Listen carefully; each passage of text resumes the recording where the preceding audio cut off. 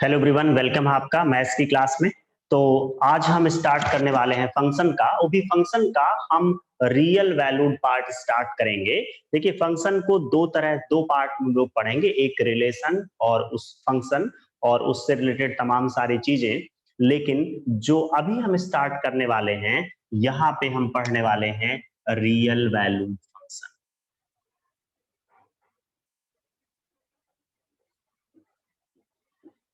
देखिए, real valued function का मतलब क्या है कि ऐसा फंक्शन जिसका डोमेन और रेंज या कोडोमेन ये रियल नंबर के सबसेट हो। ठीक है, तो जैसा कि हम लोग जानते हैं कि फंक्शन जो डिफाइन होता है ये होता है रिलेशन की हेल्प से। ठीक है, ये बेसिक बात मैं यहां भी बोल रहा हूं, और रिलेशन एंड फंक्शन का जब डिस्कशन करेंगे तो वहां भी इस पर बात करेंगे। देखिए, अब इसमें यह है कि कोई भी फंक्शन आपका फंक्शन कब कहलाता है। अगर आप रिलेशन की हेल्प से देखेंगे तो आप दो बातें जानते हैं कि एक रिलेशन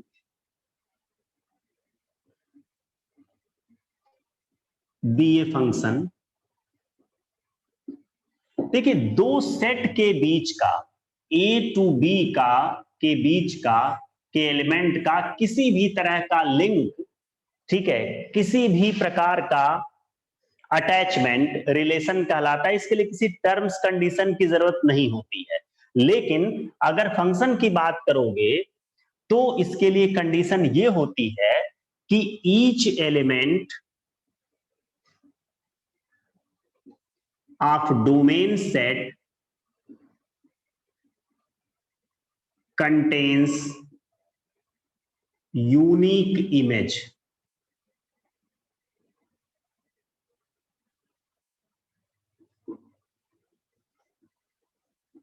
in codomain।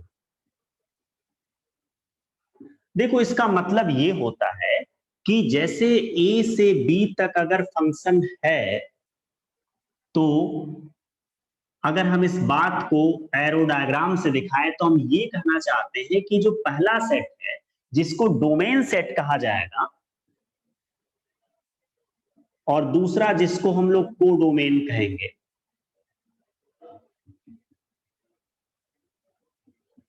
तो ये जो स्टेटमेंट लिखा हुआ है कि each element contain unique image, इसका मीनिंग ये हुआ कि जितने भी एलिमेंट फर्स्ट वाले सेट में होंगे सबकी इमेज होनी चाहिए। मतलब दूसरे शब्दों में ये कहना चाहते हैं इसमें से कोई ऐसा नहीं होना चाहिए कि जिसकी इमेज ना मिले। और दूसरी बात ये है, किसी भी एलिमेंट की एक से ज्यादा इमेज नहीं होनी चाहिए। इसमें कोई ये प्रतिबंध नहीं है कि कई एलिमेंट की एक इमेज ना हो, लेकिन यहां पर ये प्रतिबंध जरूर है कि एक एलिमेंट की कई इमेज नहीं होनी चाहिए। तो इस तरह से भी हो सकता है। फंक्शन बनने के बारे में भी चर्चा करेंगे। देखिए, फंक्शन है, इसको हम लोग अभी आगे सीखेंगे कि वन वन फंक्शन कहेंगे। और कब नहीं होगा, ये जो कंडीशन होती है ये भी जान सकते हैं। देखिए, पहली कंडीशन तो यही है कि अगर आपने डोमेन सेट में कुछ छोड़ दिया तो फंक्शन नहीं होगा। देखिए, फंक्शन यहाँ पे दो एलिमेंट छूटे हुए हैं, या फिर ऐसा कर लें कि यहां पर ऐसी स्थिति आ जाए कि एक एलिमेंट की दो या उससे अधिक इमेज हो जाए, तब भी प्रॉब्लम आ जाएगी, यानी फंक्शन नहीं होगा। तो ये दो तरह के कारण हैं जिनकी वजह से कोई भी रिलेशन फंक्शन नहीं होता। ये बुनियादी बातें, एक बार हम रिलेशन से फंक्शन की तरफ आएंगे तब भी इस पे डिस्कशन करेंगे। अब देखिए, इसमें क्या है कि जैसे हम लोग इसको एक ग्राफ के वे में भी देख सकते हैं कि फंक्शन है या नहीं है। देखिए, कोई भी ग्राफ आपके सामने है तो उसमें ये जो कंडीशन बताई है कि भाई अगर एक एलिमेंट की दो इमेज है तो फंक्शन नहीं है। तो एक एलिमेंट की दो इमेज होने का मतलब कि ये जो सेट जिसको हम x की वैल्यूज का सेट मानते हैं, ये y या fx की वैल्यूज का सेट मानते हैं। मतलब एक एलिमेंट के लिए दो वैल्यू, एक एक्स की वैल्यू के लिए वाई की दो वैल्यू नहीं होनी चाहिए, ठीक है। जैसे एक पैराबोला का अगर मैं आपको ग्राफ दिखाऊं तो आपको यही समझ में आएगा कि यहां पर कोई पॉइंट लोगे, मान लीजिए यहां पर आपने एक्स की वैल्यू 1 लिया, तो इसके लिए वाई की क्या होगी, दो वैल्यू आएगी। देखिए पैराबोला आपका है Y square is equal to 4x type का, मान लो Y square equal to 4x ही है ये है। तो इसमें आप देखोगे कि x की वैल्यू 1 रखोगे ना, तो y की वैल्यू क्या होगी, x की वैल्यू 1 रखने पर y की वैल्यू ±2 आएगी। तो इसका अर्थ ये निकला कि x की एक वैल्यू रखने पर y की दो वैल्यू आ रही है। ऐसे तमाम सारे एग्जाम्पल हो सकते हैं। इसका ग्राफिकल अप्रोच ये है कि अगर आप y एक्सिस के पैरेलल एक लाइन बनाओगे और ग्राफ को एक से ज्यादा जगह पर, एक से ज्यादा पॉइंट पे कट करेगा, इसका मतलब ये फंक्शन नहीं होगा। अब यहां पर ये है कि केवल एक इकलौता उदाहरण नहीं है, बहुत सारे सर्किल बनाओगे वहां भी ये स्थिति आएगी। और जितने भी ऐसे ग्राफ हो सकते हैं जहां पर y एक्सिस के पैरेलल कोई लाइन बनाने पर कर्व को एक से अधिक बिंदुओं पर काटे, यानी वो फंक्शन नहीं होगा। तो आज यहां पर हम लोग बात करने वाले हैं कि डोमेन और रेंज के बारे में, फिर हम लोग बात करेंगे 1-1-on-2 के बारे में। देखिए 1-1-on-2 का जो टॉपिक है वो बड़ा ही महत्वपूर्ण है। 1-1-on-2 के ऊपर क्वेश्चन आने ही आने, उसके दो अप्रोच होते हैं। एक तो जैसे हम लोग रे डायग्राम से उसको दिखा दें, है ना, और उस पर थोड़ी बातें सीख लें कि number of 1-1 function, number of onto function, वो मैं यहाँ पे कवर कर लूंगा। और दूसरा, जब वो अलजेब्रिक फॉर्म में हो, पॉलिनोमियल के मतलब रियल वैल्यूड फॉर्म में हो, एफएक्स के फॉर्म में होते हैं, तो वहां पर जानना 1-1-on-2 है ना, वो बड़ा ही इंपॉर्टेंट क्वेश्चन बनता है। तो आइए सबसे पहले देखते हैं किसी फंक्शन में डोमेन की मीनिंग क्या है, डोमेन क्या होता है।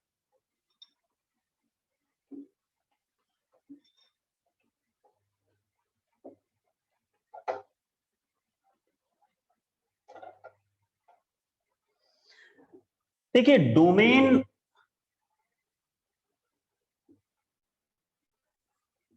के लिए अगर आप fx को y से रिप्रेजेंट करते हैं, y is equal to fx, मतलब fx इज इक्वल टू मान लो √x+2 है, तो fx को y भी लिखा जा सकता है। तो वही है कि fx के प्लेस पर ही y वेरिएबल है। तो हम लोग बहुत क्लियर कट समझते हैं कि डोमेन का मतलब होता है कि set of all real values of x। Domain का मतलब हुआ x की उन सभी रियल वैल्यूज का set for which y be real, y का मतलब fx, ठीक। तो अब इसमें बहुत सारी सिचुएशन, बहुत सारे उदाहरण बनते हैं जिसमें हम लोग पहले दो बिंदुओं पर काम करते हैं, अपने आप को दो पॉइंट पर फोकस्ड करते हैं। कौन कौन से पॉइंट हैं? पहली बात यह है कि जब हम डोमेन की तलाश करेंगे, यानी x के जगह पर रियल लेंगे खुद की तरफ से, और हमको y भी रियल चाहिए, यानी क्या नहीं चाहिए, y की वैल्यू या fx की वैल्यू नॉन रियल नहीं होना चाहिए। तो पहले ये जान लो कि नॉन रियल क्या होता है। दो तरह की कॉमन स्टेज में, दो तरह की स्थितियां कि जब न्यूमरेटर अपॉन डिनोमिनेटर हो तो डिनोमिनेटर का जीरो होना, मतलब अगर डिनोमिनेटर जीरो हो जाएगा तो एक पूरा टर्म क्या हो जाएगा, इनफाइनाइट। तो ये मतलब जो पहली नॉन रियल चीज है वो क्या हो गई, इनफाइनाइट हो गई, जो हमारे कंसर्न में बहुत जरूरी है। दूसरी बात कि जहां पर रूट में कोई फंक्शन होगा तो रूट के अंदर निगेटिव, तो ये दोनों चीजें हमारे लिए नॉन रियल हो गई, ये हमको नहीं चाहिए। और ऐसा नहीं है कि सिर्फ इन्हीं दोनों पर, फंक्शन के ऊपर डिपेंड करता है। लॉग की बात आएगी तो वहां आपको समझाया जाएगा कि लॉग के अंदर नेगेटिव होने पर नॉन रियल हो जाएगा। इनवर्स ट्रिग्नोमेट्रिकल फंक्शन की अपनी डोमेन और रेंज होती है, तो उसके अकॉर्डिंग भी देखेंगे। कोई साइन इनवर्स, कॉस इनवर्स होगा तो उसके साथ जो फंक्शन होगा उसकी वैल्यू उनके डोमेन के अकॉर्डिंग सॉल्व करेंगे हम लोग।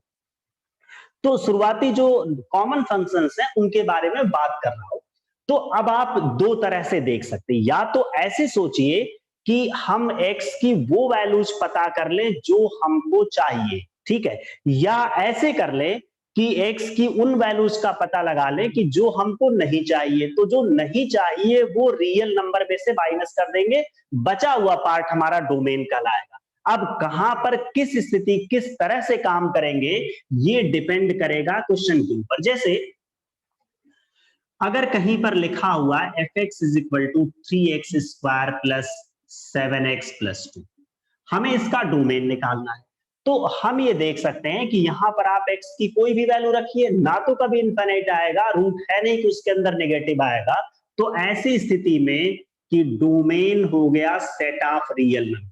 दूसरे शब्दों में हम ये कह सकते हैं कि यहां पर x की वैल्यू आप कुछ भी रखिए, fx जिसको कि y भी लिखा जाता है, मैंने उसमें y ही लिखा है, ये हमेशा रियल आएगा। अब देखिए चीजें इस तरह से बदलती हैं। अगर मान लो इस तरह से लिख दिया गया x प्लस 1/x-2, तो यहां देख सकते हैं हाँ भाई डिनोमिनेटर का केस आया है, न्यूमरेटर अपॉन डिनोमिनेटर में है, तो हमें ये चीज देखनी कि भाई ये इनफिनिट नहीं होना चाहिए, उसी के चांस। रूट की बात क्यों नहीं कर रहे, रूट है नहीं, उसके अंदर नेगेटिव आएगा कहां से। तो इस तरीके से अगर इस टर्म के लिए देखा जाए कि भाई ये टर्म हमारा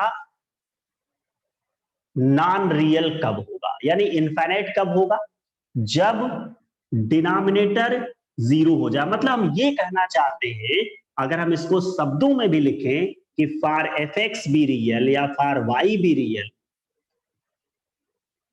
denominator should not equal to 0, denominator की वैल्यू शून्य नहीं होनी चाहिए, इसका मतलब x की वैल्यू 2 नहीं होनी चाहिए, ठीक। बाकी सब कुछ होना चाहिए। तो यहां पर ये तरीका क्यों लिया, क्योंकि यहां पर जो वैल्यू नहीं चाहिए वो एक ही है, ठीक है। तो वो पता करने के बाद बाकी जितनी रियल वैल्यूज हो सकती हैं वो सब हम रख सकते हैं। तो डोमेन हो गया R-2, set of real number except 2 को छोड़कर आप कुछ भी रखिए, एफ एक्स की वैल्यू या जिसको y भी बोल सकते हैं, ये हमेशा क्या होगा, रियल होगा, ठीक। अब इसमें आप एग्जाम्पल बढ़ाते जाइए, इसमें तरह तरह के क्वेश्चंस बनते जाएंगे। तो देखिए बहुत बिगिनिंग से स्टार्ट किया जा रहा है, तो यहां पर बहुत सारे एग्जाम्पल हम लोग लेंगे। जैसे यहां पर अगर हमने लिया कि x² माइनस एक्स माइनस 2, ठीक। तो इस वाले फंक्शन के डिनोमिनेटर में क्वाड्रेटिक, तो अब तो बात समझ में आ गई कि डिनोमिनेटर अगर वो बिना रूट के है तो सिर्फ लिख दो नॉट इक्वल टू 0, है ना। तो हमें जो नहीं चाहिए वो पहले निकाल रहे हैं क्योंकि वो वैल्यूज कम है। तो ये टर्म देखें तो फैक्टर बनाने के बाद x प्लस 1x-2, तो इससे एक वैल्यू -1 और एक वैल्यू 2, ये दोनों नहीं चाहिए। तो ये दो नहीं चाहिए, उसके अलावा हमको सब कुछ चाहिए, सब कुछ डोमेन में रहेगा। तो डोमेन हो गया set of all real number -(-1, 2)। तो इस तरह से इन सिंपल प्रॉब्लम्स के लिए हमने देखा कि क्या इसका डोमेन होगा। आइए थोड़ा और चीजें देखते हैं। देखो डिनोमिनेटर आ जाने का मतलब ये नहीं है कि कुछ ना कुछ पॉइंट ऐसा मिलेगा ही जिस पर वैल्यू हमको इनफाइनाइट मिलेगी, मतलब कुछ माइनस होगा, ऐसा हर बार जरूरी नहीं है। ये आराम से आप फंक्शन को देखिएगा। अगर इसी वाले प्रॉब्लम में हमने इसको इंटरचेंज अगर कर दिया तो क्या हो जाएगा, ये ऊपर कर लिया और x² प्लस x प्लस 1 नीचे कर, तो अब डिनोमिनेटर को जब आप 0 रखोगे ना कि भाई ये हमें 0 नहीं चाहिए, या आप 0 रखकर ही इसको सॉल्व कर लो, फिर दिखा दो कि ये हमको नहीं चाहिए, तो ये तो कभी 0 होगा नहीं। मतलब ये पता लगाओ कि क्या ये कभी 0 होगा। पिछले वाले क्वेश्चन में 0 करते थे, x की वैल्यू -1 2 आती, वो दोनों वहां से हटा देते कि भाई ये सेट ऑफ रियल नंबर में ये दोनों चीजें हमको डोमेन में नहीं चाहिए, बाकी सब चाहिए। तो इसको जब आप सॉल्व करने की कोशिश करेंगे, बड़ा कॉमन सा क्वाड्रेटिक है, इसी की हेल्प से हम लोग ओमेगा की वैल्यू, ओमेगा और ओमेगा स्क्वायर इसके दो रूट आते हैं, मतलब ये हुआ कि इसको सॉल्व करने पर एक्स क्या होगा, नॉन रियल होगा। तो अर्थ ये हुआ, मतलब ये हुआ कि यहां पर एक्स की आप कोई भी वैल्यू रखिए, डिनोमिनेटर कभी जीरो नहीं होगा। यहां पर एक्स की आप कोई भी वैल्यू रखोगे, डिनोमिनेटर क्या होगा, जीरो नहीं होगा। तो इससे हमको ये समझ में आया कि अब तो कोई रिस्ट्रिक्शन है ही नहीं आपके लिए, यहां पर आप कोई भी रियल नंबर लिख सकते, कोई भी रियल नंबर ले सकते, मतलब डोमेन आएगा set of all real number. अभी हम रेंज पर भी बात करेंगे, अभी डोमेन के कुछ एग्जाम्पल स्टेप बाय स्टेप लेने से एक बार समझने में मदद मिलती है।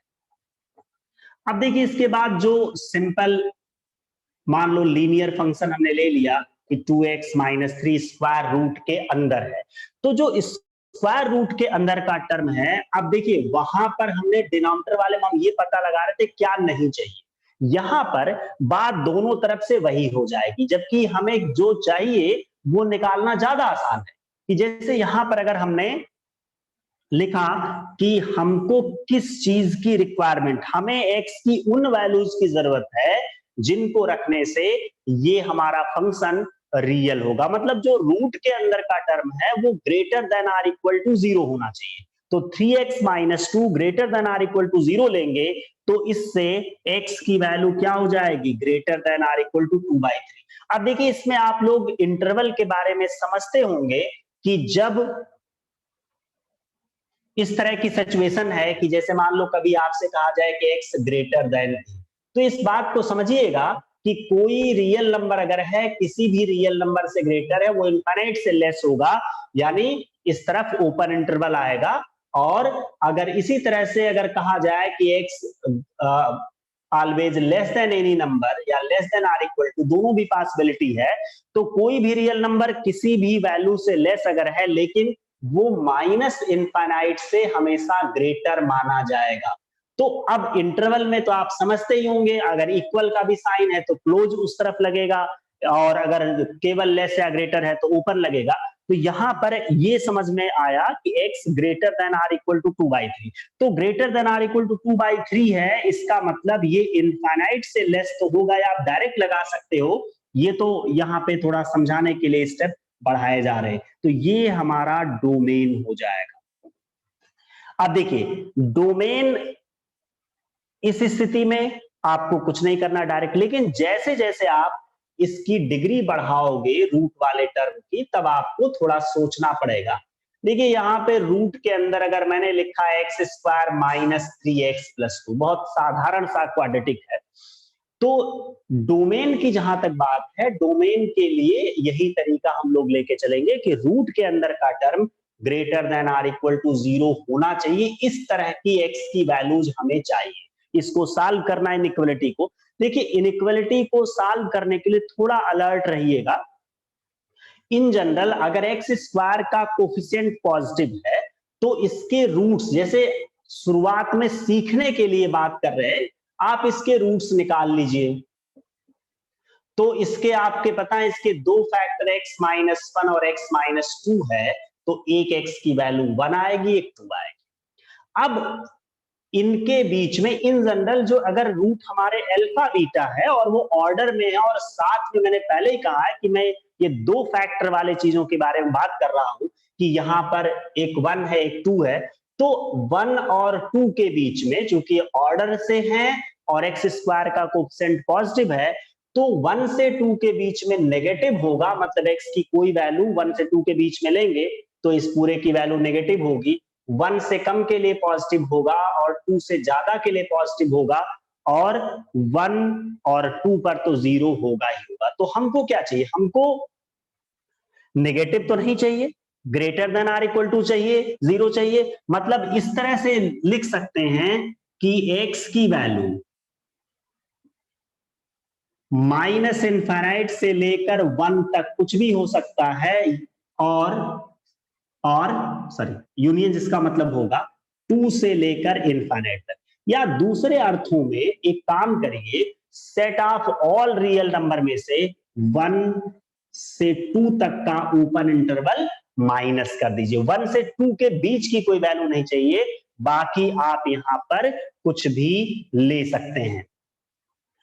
अब धीरे धीरे एक बात आपको ध्यान देनी पड़ेगी, इनइक्वालिटी वाले पॉइंट पर फोकस करना पड़ेगा, क्योंकि इसमें जब आप बदलाव करोगे, जैसे अगर हमने यहां पर लिखा कि रूट के अंदर x-1, x+1, x-2 इस तरह से आ गया, कोई दिक्कत नहीं है। ये 3 हो या 4 हो या कुछ इस तरह की चीजें हो, तब भी हम काम तो वही करेंगे। मतलब हमें यहां पर डोमेन के लिए x की उन वैल्यूज का सेट चाहिए होगा जिसके लिए x-1, x+1 और x-2 greater than or equal to 0। तो ये greater than or equal to 0 कब होगा? देखिए इसके ये इस स्वरूप में लिखा हुआ है कि क्रिटिकल पॉइंट साफ साफ दिख रहे हैं। इनइक्वालिटी में क्रिटिकल पॉइंट का मतलब इनको 0 रखने से जो x की वैल्यूज मिलेंगी वो है। तो इस देखिए यहां से x1 मिलेगा, यहां से -1 मिलेगा, यहां से 2 मिलेगा। इनको ऑर्डर में लगाइए, तो सबसे छोटी वैल्यू -1 है, फिर हमारा +1 है, फिर 2 है। देखिए क्रिटिकल पॉइंट का मतलब कि इन पॉइंट से पहले फंक्शन का जो नेचर होगा उस पॉइंट के बाद उसका रिवर्स हो जाए। मतलब इन पॉइंट पर फंक्शन अपने नेचर में बदलाव करता है, पहले पॉजिटिव है तो बाद में निगेटिव। तो केवल इतना चेक करना है कि -1 से पहले क्या स्थिति है। तो इस पूरे टर्म में अगर हम -1 से कम, जैसे मान लो -2 रख लें, तो ये माइनस हुआ, ये माइनस हुआ और ये माइनस हुआ, ठीक है। यहाँ -1 से कम कुछ भी रखोगे, -1.5 रखो, -2 रखो, ये धीरे धीरे इसमें जब प्रैक्टिस हो जाती है बड़ा स्मूथ काम हो जाता है, कोई कंफ्यूजन नहीं रहता है। तो ये भी नेगेटिव, ये भी नेगेटिव, ये भी नेगेटिव, मतलब इससे -1 से कम के लिए फंक्शन की वैल्यू क्या है? नेगेटिव है। तो इधर नेगेटिव अगर हुआ, इसके बाद में इस -1 के बाद पॉजिटिव होगा, फिर नेगेटिव होगा, फिर पॉजिटिव। मतलब इनको क्रिटिकल पॉइंट क्यों कहा जा रहा है? क्योंकि इन पॉइंट पर फंक्शन टर्न ले रहा है। मतलब नेगेटिव एक -1 के पहले है तो -1 के बाद पॉजिटिव, फिर अगला क्रिटिकल पॉइंट 1 है तो 1 के पहले पॉजिटिव है तो 1 के बाद क्या होगा? नेगेटिव होगा। तो इस तरह से हम देख सकते हैं कि जो हमारे लिए हमारी रिक्वायरमेंट है वो ये है कि x की वैल्यू हमारी क्या हो जाए? -1 से 1 के बीच में हो, पॉजिटिव आपको दिख रहा, और इनके इक्वल भी हो सकती, क्लोज इंटरवल होगा, और साथ में 2 से ग्रेटर। तो इस तरह से डोमेन जो निकल के आएगा वो होगा -1 से +1 यूनियन 2 टू इनफाइनाइट। इस तरीके से हम लोग इसका डोमेन फाइंड कर सकते हैं। देखिए इसमें अभी हम लोग बात करेंगे टाइप ऑफ फंक्शन के बारे में, जरा डोमेन, रेंज और कुछ बेसिक चीजें आ जाएं, क्योंकि टाइप ऑफ फंक्शन में हमको ये समझ में आएगा कि कुछ फंक्शन जैसे ट्रिग्नोमेट्रिकल फंक्शन है, उनके डोमेन पहले से ही अस्पष्ट होते हैं और वो हमें ध्यान रखना पड़ता है। आप भले उसको ट्रिग्नोमेट्री में पढ़े हो या फिर एज ए फंक्शन मान के पढ़े हो, आपको उसके बारे में जानना ही पड़ेगा।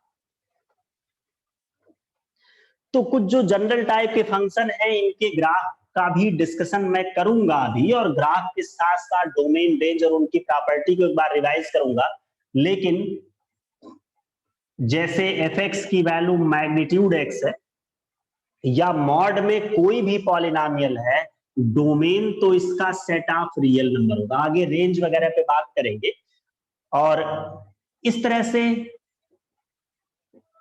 देखिए जितने भी ट्रिग्नोमेट्रिकल फंक्शन हैं उनके लिए डोमेन का, जैसे sin x हो जाए, आपको पता है इसका domain set of real number, ये जानना पड़ेगा आपको, बड़े कॉमन चीजें हैं भी, ठीक है। मतलब ऐसा कुछ नहीं कि फाइंड करना है कुछ, ये आपके बेसिक, हाँ आप सोच सकते हैं, आपको पता होगा कि x की वैल्यू आप कुछ भी रखोगे तो साइन की वैल्यू -1 से +1 के बीच में आएगी, वही कॉस की भी वैल्यू होती है। मतलब ये हुआ कि जो f(x) की वैल्यू है वो कभी इनफाइनाइट और रूट के अंदर नेगेटिव नहीं आएगा किसी भी पॉइंट पर।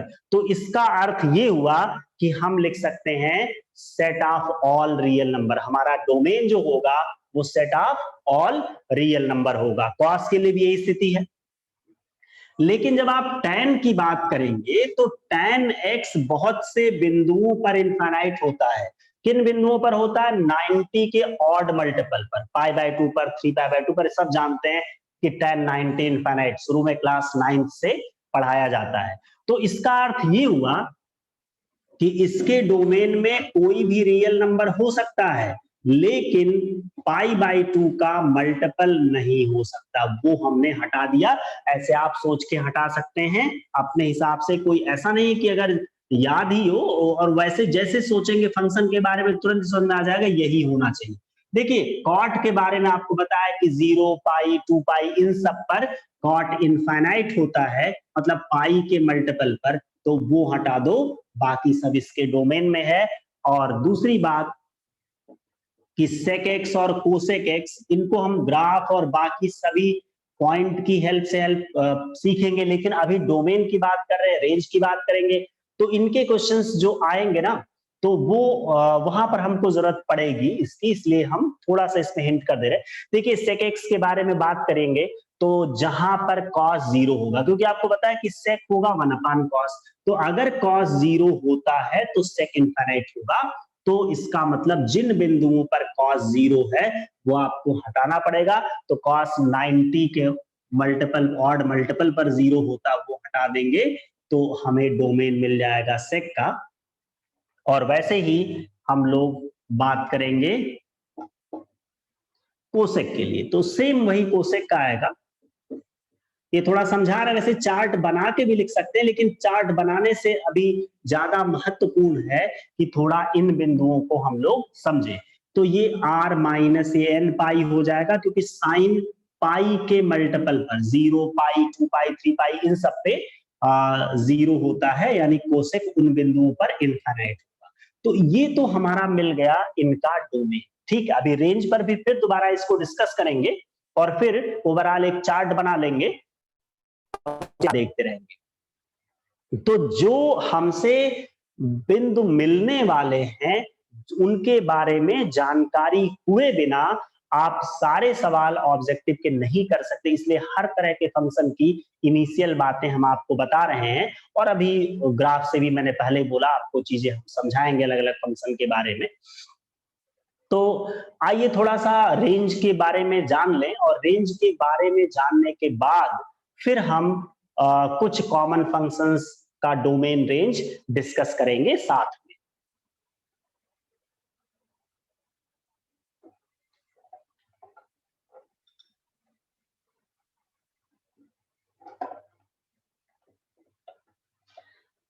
पहली चीज कि दो चीजों के बीच में अंतर स्पष्ट होगा आपको कि जो रेंज होता है वो सबसेट होता है कोडोमेन का। मतलब रेंज सेट के एलिमेंट कोडोमेन के ही एलिमेंट होंगे, उन्हीं का एक सबसेट होगा।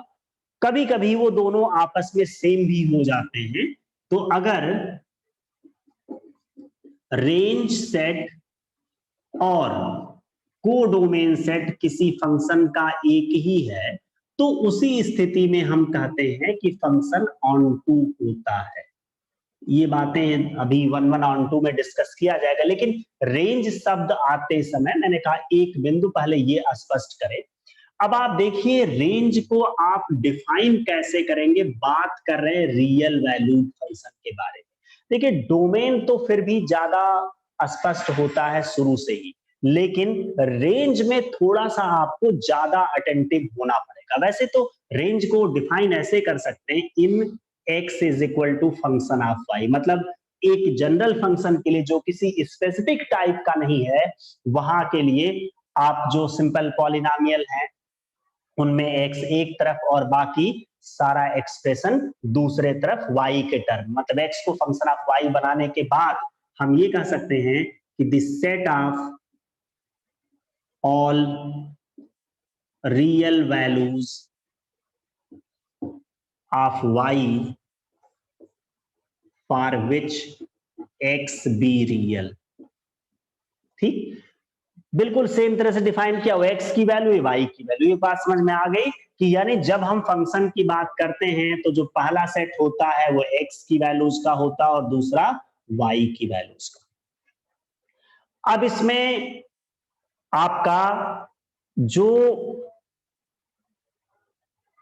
रेंज है, रेंज के लिए एक जनरल टाइप का मैं कोई एग्जांपल लेके दिखा रहा हूं कि कैसे वर्क करेंगे। देखिए यहां पे कोई रिस्ट्रिक्शन नहीं है, रेंज आपको निकालनी है तो रेंज के लिए भी आपको सबसे पहले fx को आप y लेंगे। हालांकि यहाँ पे ऐसे कोई प्रॉब्लम आएगी नहीं, इसमें सेट ऑफ रियल नंबर ही आएगा, क्योंकि दो चीजें जो हमने आपको शुरू में बताई थी कि भाई x नॉन रियल कब होगा y की किस वैल्यू के लिए, जब डिनोमिनेटर में 0 आए या इन्फिनिट हो। दोनों स्थितियां यहां पर नहीं है, लेकिन अगर ऐसी कोई दूसरी प्रॉब्लम होगी जहां पे स्क्वायर होगा, वहां पे स्थिति जो आ जाएगी रूट में आ जाएगा, या कोई ऐसे क्वेश्चन में जहां पे डिनोमिनेटर में वेरिएबल आ जाएगा, फिर उसी तरह सॉल्व करेंगे। हाँ, इस प्रॉब्लम में अगर साथ में ये जोड़ देते कि x greater than or equal, है ना, क्वेश्चन में भी जुड़ा होता, तो ऐसी स्थिति में इतना करने के बाद फिर हम कहते भाई ये तो हमारी कंडीशन है कि ये होना चाहिए। तो यहां पर y minus 3 greater than or equal to 1, तो y minus 3 greater than or equal to 2 and y greater than or equal to 5। तो इस स्थिति में जो हमारा रेंज होगा वो होगा 5 से लेकर इनफाइनाइट तक। ठीक है, तो इस तरीके से शुरुआत अभी की गई है, और इसमें रेंज में भी वेरियस टाइप के फंक्शन और उनके और कुछ इसमें आपको और एडिशनल चीजें भी ध्यान रखनी पड़ेगी कि कई बार ऐसा होता है कि हम इनइक्वालिटी की हेल्प से जो रेंज निकालेंगे उसमें हमें खुद फंक्शन के टाइप के अकॉर्डिंग हमें करेक्शन करना पड़ेगा, अदरवाइज वो गलत हो जाएगा। कई बार ऐसा होता है कि जो हमारा रेंज आता है उसको अगर हम रेंज मानेंगे तो फंक्शन ही नहीं रहेगा, है ना, कि मतलब वो फंक्शन की कंडीशन को सेटिस्फाई नहीं करेगा। तो इसलिए थोड़ा इसमें जिन भी बिंदुओं की बात करेंगे वो आपको सब समझाएंगे, और बहुत जगहों पर हम इसको सॉल्व करने भी नहीं जाते। जैसे मान लीजिए अब हम लिख दें fx is equal to sine X plus 5। अब इसमें आप उस तरह से नहीं कर सकते कि x को फंक्शन ऑफ y बनाएं, यहां पर काम आता है फंक्शन के बेसिक नॉलेज। तो आपको पता है कि ये जो साइन है इसकी रेंज फिक्स है -1 से +1। अब जो 5 प्लस में है वो दोनों स्थितियों में जुड़ जाएगा। तो जो रेंज का एक तरह से अर्थ ये है कि मिनिमम से मैक्सिमम वैल्यू। तो यहां पर -1 लोगे जो कि सबसे इसकी कम वैल्यू है, तो ये +4 होगा, और जब यहां 1 लोगे तो क्या हो जाएगा, 6 हो जाएगा। तो इसका रेंज क्या हो गया, 4,6। यहां पर हम उस तरह नहीं करेंगे, मतलब यहां पर रेंज के लिए फंक्शन का टाइप महत्वपूर्ण हो जाता है। ये जो तरीका जो लिखा गया है वो कुछ ही स्थितियों में काम करता है। तो इस लेक्चर में इतना ही, ये फर्स्ट लेक्चर था और बहुत छोटा और इंट्रोडक्टिव लेक्चर लिया है। यही सीरीज हम लोग बाकी लेक्चर्स में कंटिन्यू करेंगे। फंक्शन में करीब 8-10 लेक्चर आपको दिए जाएंगे। उसके बाद मुझे पूरी उम्मीद है कि आप फंक्शन के हर तरह की प्रॉब्लम को सॉल्व कर लेंगे। आज के लिए इतना ही, थैंक यू।